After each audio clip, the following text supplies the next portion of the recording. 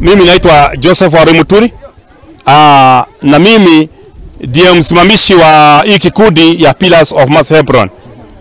Na tunafurahia sana hapa tulikuja sababu tulikuwa na mpango wa kukuja tena wakati tulikuwa hapa, na tukaelezea tutakuja kuwaletea chakula na manguo, na pia tulikuja na hizo vitu ili wasidikishe maisha yao mzuri.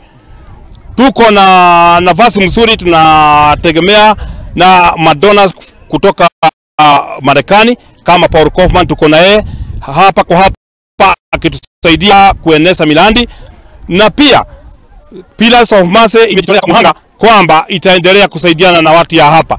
Tungeomba serikali igirie iwe pamoja na sisi, tusikane mkono ili watu wetu wasipotee bure kama vile vijana wanapotea, wana youth na wengine, ili hao watu wapate kujiajiri na kupata kazi.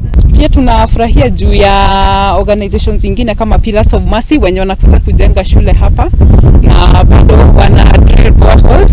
Hiyo ni kitu mzuri sana.